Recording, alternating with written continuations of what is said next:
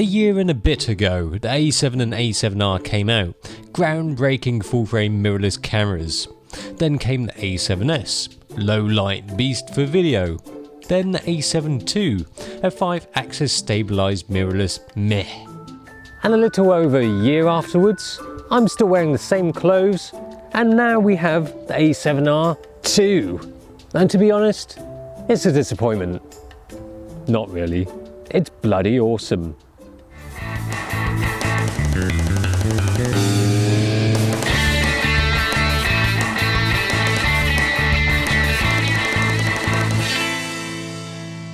On paper, there is nothing meh about a7R II, more like a kablam.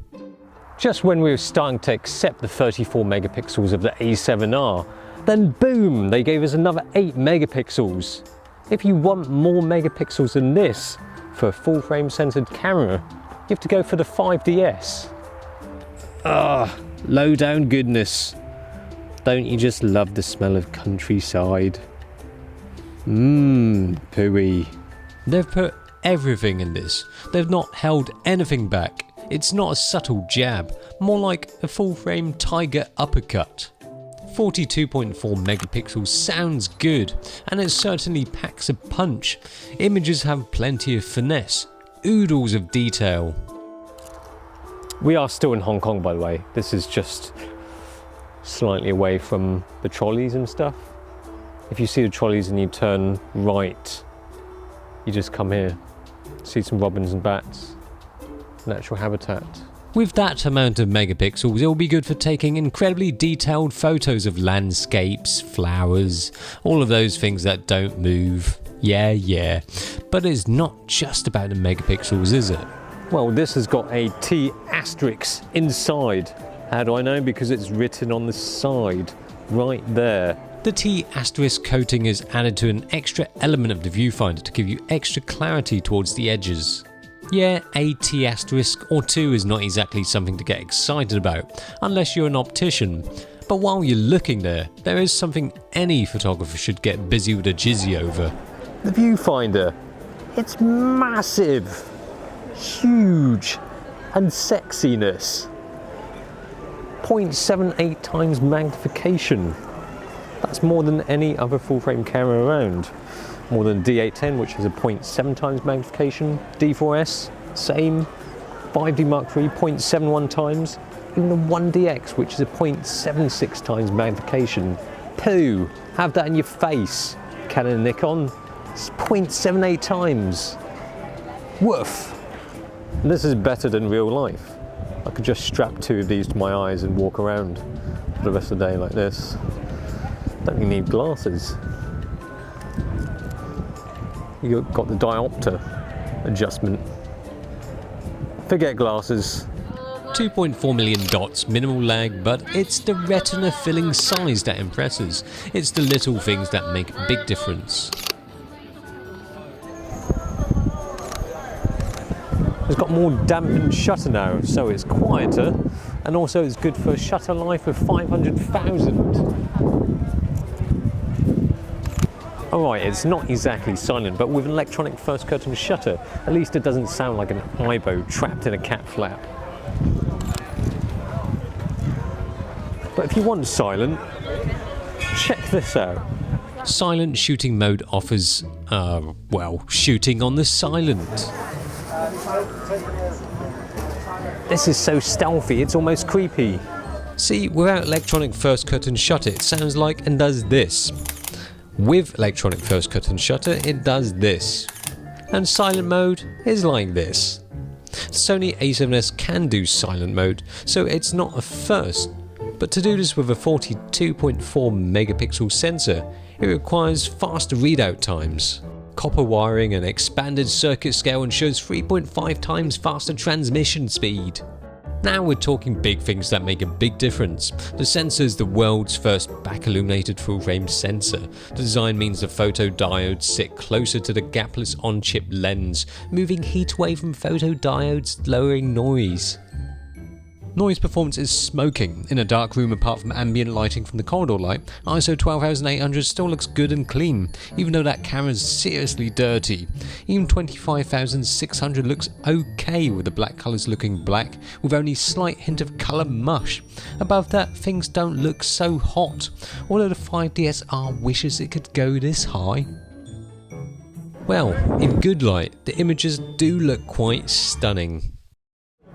All this goodness feels great within this new A7 II type body, which is slightly fatter, beefier, because everything within is harder, better, faster, stronger.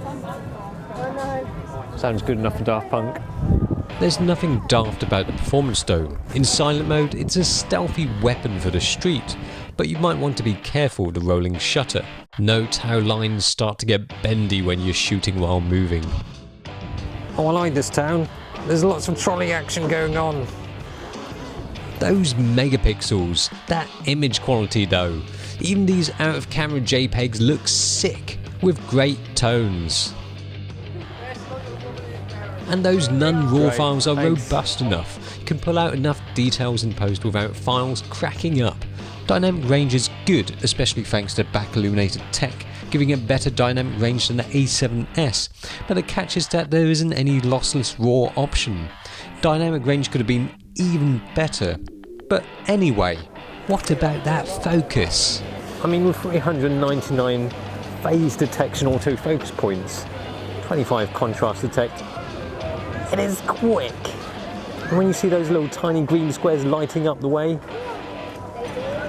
it's like Saturday Night Fever. Even when looking through the EVF, you can sense that it focuses accurately every time. Feels good.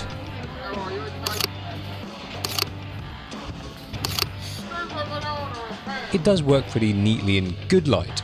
In low light, it does slow down quite a bit, and not as accurate too. It's almost like this is aimed at not just dethroning the Nikon and Canon cameras, but also their own.